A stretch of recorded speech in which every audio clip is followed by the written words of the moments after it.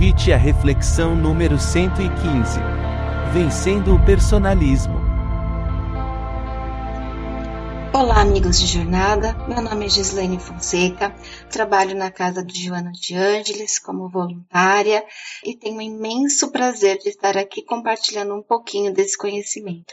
Que as palavras ditas aqui possam calar fundo no seu coração e lhe ajudar na sua melhora íntima. Que assim seja. Vencendo o personalismo, do livro Mereça Ser Feliz.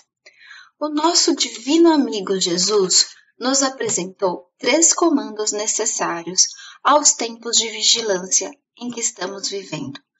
Olhai, vigiai, orai. 3 verbos, 3 recomendações. Olhar, vigiar e orar. Olhar nos remete à necessidade de educarmos o nosso olhar para estarmos atentos, para desenvolver a plena atenção aos conteúdos externos à nossa individualidade, tanto quanto aos conteúdos internos.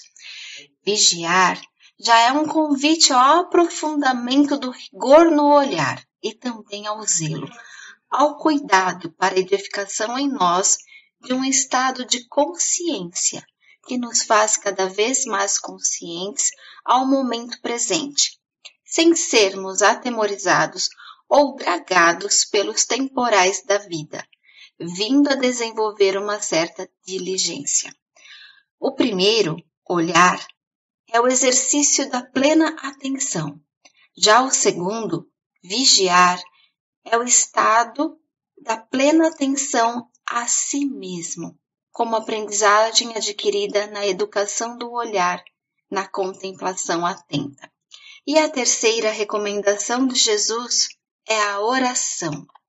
O Espiritismo faz da oração, ao retomar o pensamento luminoso de Jesus, não mais uma prática religiosa mecânica, mas uma vivência espiritual de real transcendência, alicerçada nos conhecimentos da ciência espírita, revelados pelos imortais, acerca dos fluidos do pensamento, da ação, da providência divina e dos bons espíritos em nossas vidas. Na prece, ensina-nos o codificador Kardec, no livro O Livro dos Espíritos, ele diz que aquele que ora com fervor e confiança se torna mais forte contra as tentações do mal, e Deus lhe envia espíritos bons para o assistir. É um socorro que jamais lhe é recusado, quando pedido com sinceridade. Então, dessa forma, portanto, é importante orar, inclusive em nosso processo de transformação moral, pois na prece recolhemos a assistência dos espíritos e potencializamos nossas forças pessoais para não nos deixarmos conduzir pelos nossos impulsos inferiores que ainda vigoram na natureza moral imperfeita que está em nós por ora.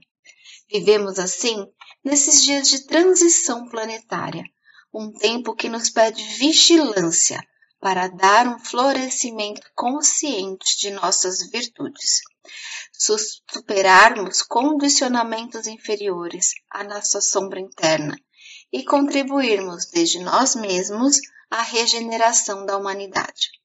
É um tempo que nos pede lucidez, sendo muito pertinente, como sempre, a recomendação de Jesus. Olhai, vigiai e orai. Um dos desafios que se apresentam em vários setores da vida de relação diz respeito a um inimigo comum que faz ruir as mais belas realizações e o trabalho em equipe. Este inimigo se chama o personalismo. Ele é uma fragilidade de caráter ainda presente em nossa condição evolutiva de espíritos imperfeitos, cuja natureza moral, como disse Kardec, mantém a predominância da matéria sobre o espírito, propensão ao mal, ignorância, orgulho, egoísmo e todas as más paixões que lhes são consequentes. Podemos entender, então, o personalismo como sendo o apego a tudo que parte de nós. Esse apego é fator sinalizador de gratificação afetiva escassa conosco mesmo, insuficiência de auto-amor. Porque, quando nos amamos verdadeiramente, não há motivo para atitude personalista, porque nós realizamos com o ato de ser sem aguardar compensação, aplauso ou possessividade. O personalismo é um subproduto do orgulho, essa exaltação da personalidade que é filha do egoísmo. Ele pode ser caracterizado como uma conduta egocêntrica, cujo indivíduo toma a si mesmo como um ponto referencial para os outros, para as deliberações, ações e resultados que busca, em toda e qualquer situação, atrelado aos ditames do ego doentio. No campo das ações coletivas, seja quais sejam, diz respeito à ânsia por supremacia dos interesses pessoais, ou até de um grupo de indivíduos acima dos interesses coletivos que eticamente são determinados pelo bem comum. Allan Kardec ainda nos diz, no Livro dos Espíritos, capítulo 12, ao tratar da perfeição moral, como complemento da resposta de número 917, ele nos assevera que, abre aspas, o egoísmo se funda na importância da personalidade, fecha aspas, e complementa, abre aspas. Ora, o espiritismo bem compreendido, repito-o, faz ver as coisas de tão alto que o sentimento da personalidade desaparece de alguma forma perante a imensidão. Ao destruir essa importância, ou pelo menos ao fazer ver a personalidade naquilo que de fato ela é, ele combate necessariamente o egoísmo. Fecha aspas. Aliás, Kardec foi o primeiro a observar a infiltração do personalismo e as fragilidades humanas na formação dos agrupamentos espíritas, chamando a atenção para aquilo que até hoje impera nos movimentos religiosos, em geral, que é a supremacia dos interesses pessoais e egocêntricos, algo que tanto caracteriza as ambições eminentemente humanas.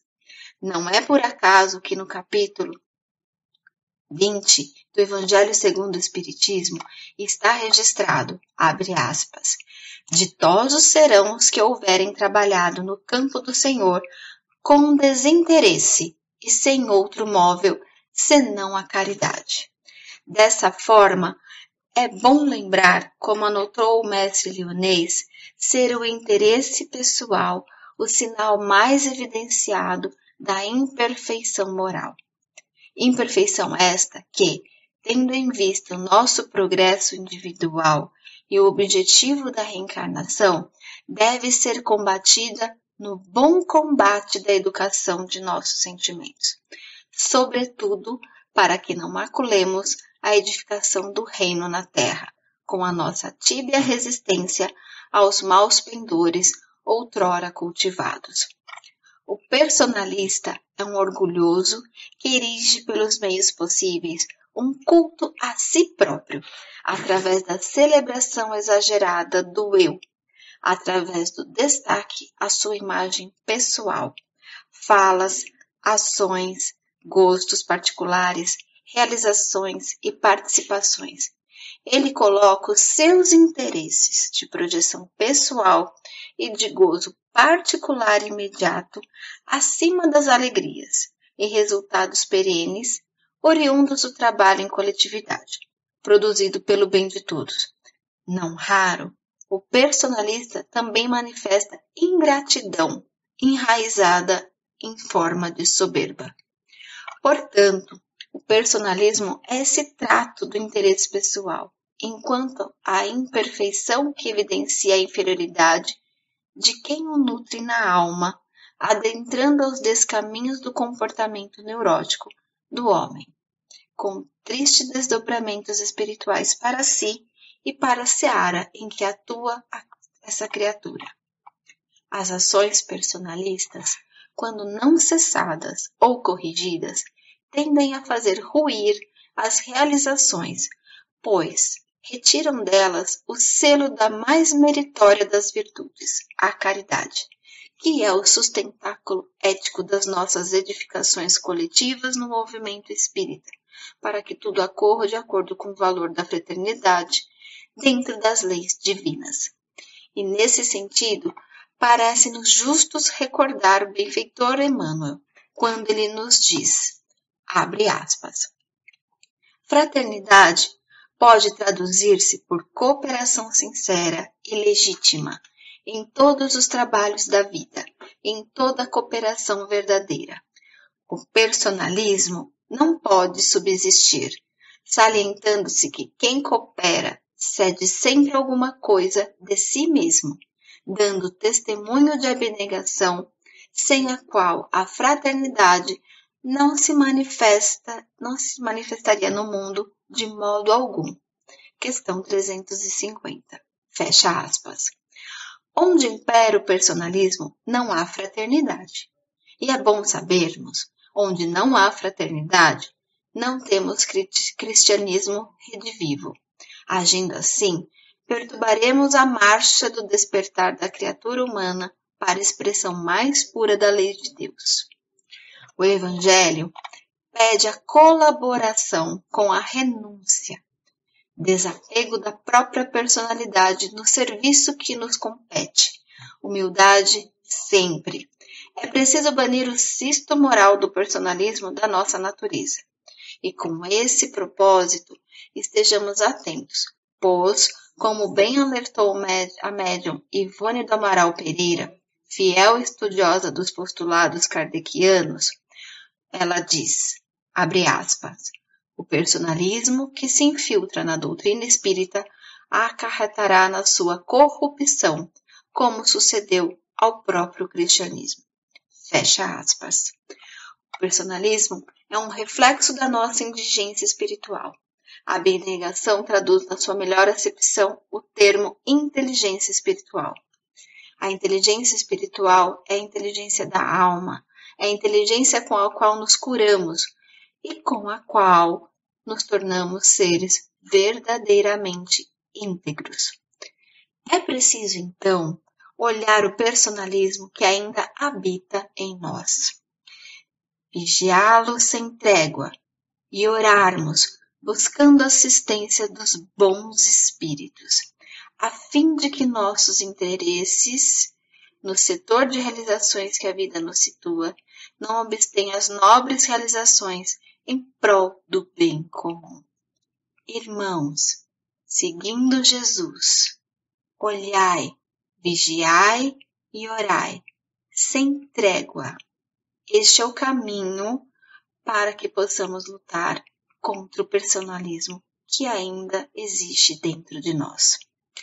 O personalismo no meio espírita fica caracterizado na importância exagerada da personalidade de líderes ou representantes ilustres do qual convivemos, os quais costumam se valer seja da autoridade ou prestígio para ressaltar, na veste do orgulho e do egoísmo, a necessidade do proselitismo para atender a interesses pessoais, seja no campo da vaidade pessoal ou mesmo no campo financeiro.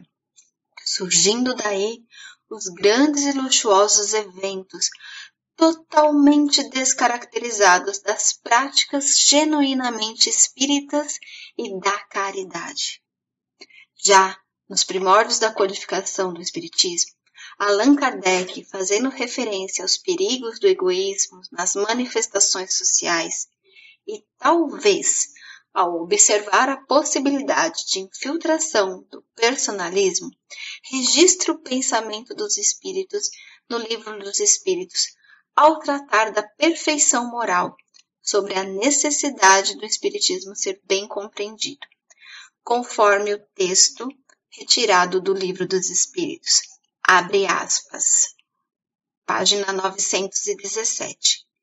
Quando bem compreendido, se houver identificado com os costumes e as crenças, o espiritismo transformará os hábitos, os usos, as relações sociais. O egoísmo assenta na importância da personalidade.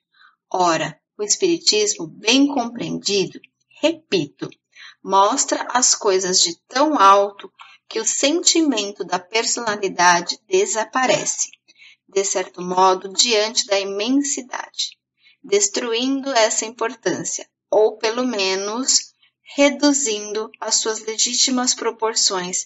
Ele necessariamente combate o egoísmo. Fecha aspas.